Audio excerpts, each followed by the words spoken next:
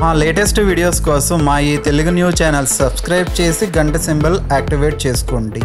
రేపే మొదటి మార్గశిర శుక్రవారము, పైగా అమావాస్య తర్వాత వస్తున్న శుక్రవారం, అంటే శుక్లపక్షంలో వస్తున్న మొదటి శుక్రవారం ఇది. తులసి మొక్క మొదట్లో ఇది పోస్తే చాలు, లక్ష్మీదేవి మీ ఇంట్లో తిష్ట వేస్తుంది. 1 కోటి రూపాయలు దొరుకుతాయి. కూటికి లేనివాడు కూడా కోట్లు సంపాదిస్తారు. ధన ద్వారాలు తెరుచుకుంటాయి. అష్టైశ్వర్యాలు ప్రాప్తిస్తాయి. ధన సమస్యలు తొలగిపోతాయి. కష్టాలు బాధలన్నీ కూడా పోతాయి. శుక్రవారం అంటేనే లక్ష్మీదేవికి ఇష్టమైన రోజు, చాలా పవిత్రమైన రోజు.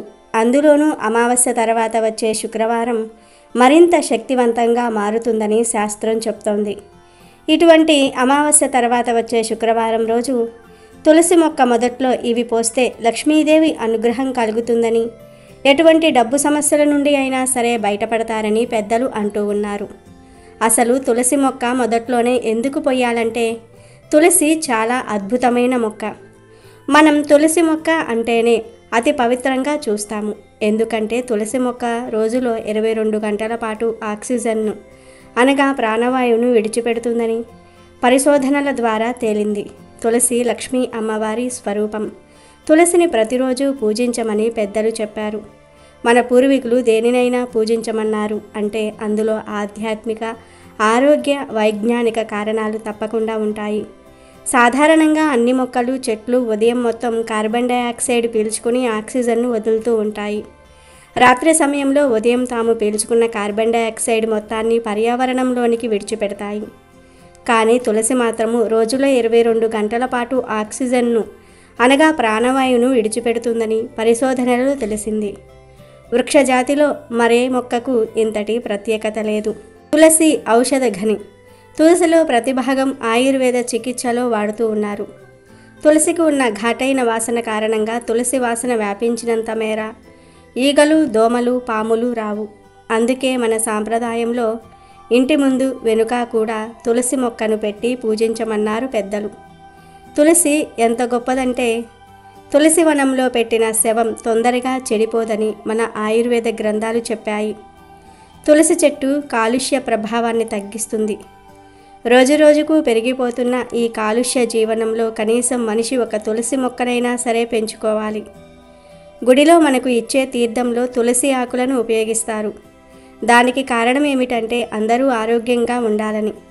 అలా గుడిలో మనకు ఇచ్చే తీర్థంలో తులసి ఆకులను ఉపయోగిస్తారు. కనుక ఈ అమావాస్య తర్వాత వచ్చే శుక్రవారం పూట తులసి మొక్క మొదట్లో ఇది పోసి చూడండి. ఖచ్చితంగా మీకు ఉన్న ధన సమస్యలన్నీ కూడా తొలగిపోతాయి. 1 కోటి రూపాయలు దొరుకుతాయి. మరి ఇంతకీ తులసి మొక్క మొదట్లో ఏం పొయ్యాలి అనే విషయాన్ని ఇప్పుడు మనం ఈ వీడియోలో వివరంగా తెలుసుకుందాం. అంతకన్నా ముందు శ్రీపతి అనే ఒక వ్యక్తి ఇంటికి లక్ష్మీదేవి, దరిద్ర దేవత ఇద్దరూ ఎలా వచ్చారో తెలిపే కథను విందాం. అనగనగా ఒక ఊళ్ళో శ్రీపతి అనే ఒక వ్యక్తి ఉండేవాడు.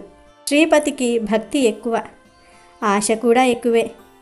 ఏదో ఒక రోజు తన అదృష్టం తన్నుకొని వస్తుందని ఎదురు చూస్తూ ఉండేవాడతను. ఇంట్లో చాలామంది దేవతల ఫోటోలు ఉండేవి.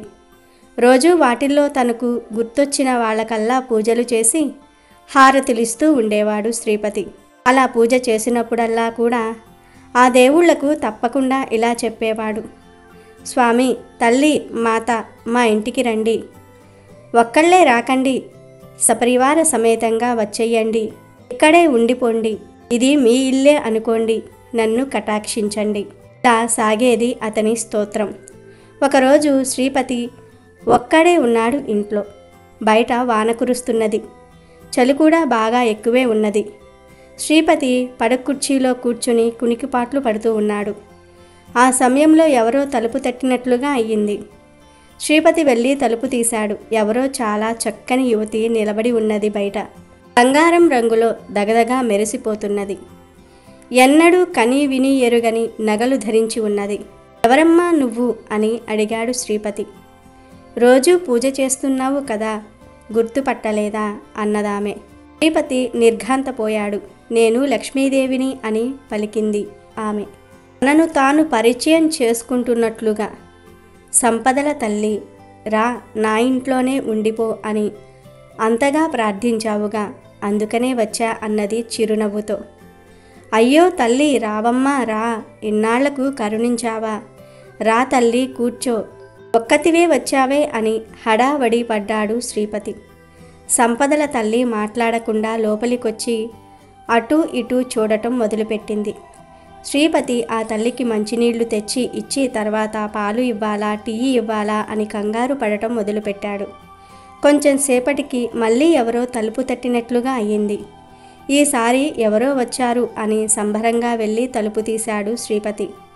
ఎవరో బిచ్చగత్తె, మాసిపోయి చిరుగులు పడ్డ చీరతో, రేగిపోయిన జుట్టుతో, ముడతలు పడిన చర్మంతో చాలా వికారంగా ఉంది. ఆవిడ శ్రీపతితో నీ ఇంట్లోనే ఉండిపోదామని వచ్చాం, రానియ్యి లోపలికి అంటోంది. అప్పుడు శ్రీపతి ఆమెతో ఆగాగు, ఎవరు నువ్వు, నిన్నెందుకు పిలిచాను, చూసి ఎవరనుకుంటున్నావో అని అడ్డుకున్నాడు. అప్పుడు ఆమె శ్రీపతిని పక్కకు నెడుతూ మా చెల్లి వచ్చిందిగా ఇక్కడికి, నువ్వు సకుటుంబంగా రమ్మన్నావని చెబితే ఇద్దరం బయలుదేరి వచ్చాం.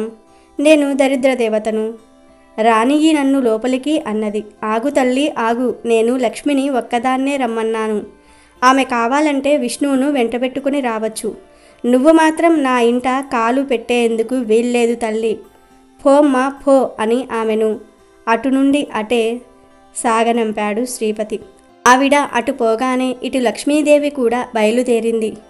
మా అక్క నేను ఎప్పటికీ కలిసే ఉంటామని ఒట్టు పెట్టుకున్నాం, అయినా నువ్వేంటి అందరినీ తీసుకురమ్మని తీరా తీసుకొచ్చాక ఇలా అవమానిస్తున్నావు అని కోపంగా మాయమైపోయింది. కాబట్టి ఎప్పుడూ కూడా కష్టాన్ని సుఖాన్ని రెండింటినీ జీవితంలోనికి ఆహ్వానించాలి. మంచిని చెడును, అదృష్టాన్ని దురదృష్టాన్ని రెండింటినీ ఎదుర్కోవాలి. అప్పుడే లక్ష్మీ అనుగ్రహం లభిస్తుంది అనే విషయాన్ని ఈ కథ ద్వారా గ్రహించాలి. వీడియోలోకి వస్తే అమావాస్య తర్వాత వచ్చే శుక్రవారం అంటే లక్ష్మీదేవికి చాలా ఇష్టం. ఎందుకంటే లక్ష్మీదేవి జన్మించింది అమావాస్య తిథిలో. అమ్మవారికి శుక్రవారం అంటే ఇంకా చాలా ఇష్టం. కాబట్టి అమావాస్య తర్వాత వచ్చే శుక్రవారం అంటే లక్ష్మీదేవికి చాలా ఇష్టం. ఇక ఎవరైతే తీవ్రమైన ధన సమస్యలతో ఆర్థిక ఇబ్బందులతో బాధపడుతూ ఉన్నారో వారు ఈ శుక్రవారం రోజు చక్కగా ఒక రాగి చెంబును కానీ రాగి గ్లాసును కానీ తీసుకోండి. ఇవి లేకపోతే గాజు గ్లాసును అయినా సరే వాడవచ్చు, కానీ స్టీలు గ్లాసు మాత్రం వాడకూడదు. ఇలా రాగి చెంబో గ్లాసో ఏదో ఒకటి తీసుకొని దానిలో నిండుగా నీళ్లు తీసుకోండి. ఆ నీటిలో కొంచెం పంచదార వేయండి, అంటే ఒక స్పూన్ వేస్తే సరిపోతుంది. అంతకన్నా తక్కువ అయినా సరే పర్వాలేదు, కానీ ఎక్కువ పంచదార మాత్రం వేయకూడదు. ఇలా ఒక స్పూన్ పంచదార వేసిన తర్వాత 2 స్పూన్ల ధనియాలను కూడా తీసుకొని పొడి చేయండి. ఆ ధనియాల పొడిని నీటిలో కలపండి. చివరిగా ఒక అర స్పూన్ మిరియాలు తీసుకొని వాటిని కూడా పొడి చేసేసి నీటిలో కలిపేయండి. అలా పంచదార, ధనియాల పొడి, మిరియాల పొడి ఈ మూడింటిని నీటిలో వేసి బాగా మిక్స్ చేయండి. ఈ శుక్రవారం పూట ఉదయం లేవగానే ఆడవారు స్నానం చేసిన తర్వాత ఈ పరిహారం చేయండి. ఇప్పుడు చెప్పుకున్నట్లుగా నీటిలో పంచదార, ధనియాల పౌడరు, మిరియాల పౌడరు కలిపేసి ఆ చెంబును తీసుకొని మీ ఇంట్లో ఉన్న తులసి చెట్టు దగ్గరకు వెళ్ళండి. వెళ్ళి చెంబును మీ చేతిలో పట్టుకొని తులసి చెట్టు చుట్టూ 11 ప్రదక్షిణలు చేయండి. అలా ప్రదక్షిణలు చేసేటప్పుడు అమ్మ లక్ష్మీదేవి మమ్మల్ని కరుణించు, మాకు ఉన్న ఆర్థిక సమస్యలన్నీ కూడా తొలగించు, మమ్మల్ని ధనవంతులుగా మార్చు తల్లి అని మనసులో కోరుకోండి. ఇలా 11 ప్రదక్షిణలు చేసిన తర్వాత చెంబులోని నీటిని తీసుకుని వెళ్ళి తులసి మొక్క మొదట్లో పోసేయండి. ఇలా నీళ్లు పోసిన తర్వాత తులసి మొక్క మొదట్లోని మట్టిని, అంటే మీరు నీరు పోసినప్పుడు మట్టి మెత్తగా మారుతుంది కదా, ఆ మట్టిని కొంచెం తీసి మీ నుదుటిన బొట్టుగా ధరించండి. తర్వాత ఇంట్లోని వారందరికీ ఈ బొట్టును పెట్టండి. తర్వాత ఈ బొట్టు పైన వేరే బొట్టును పెట్టుకోవచ్చు. ఉదయం పూట మాత్రమే ఈ పరిహారం చేయాలి. ఇంటి యజమానులు లేదా యజమాని ఎవరైనా సరే ఈ పరిహారం చేసుకోవచ్చు. ఎంతో శక్తివంతమైన అమావాస్య తర్వాత వచ్చే శుక్రవారం రోజు ఈ పరిహారం చేయటం వలన లక్ష్మీదేవి సులభంగా ప్రసన్నమవుతుంది. కష్టాలు పోయి కోట్ల రూపాయల సంపాదించుకునే యోగం వస్తుంది.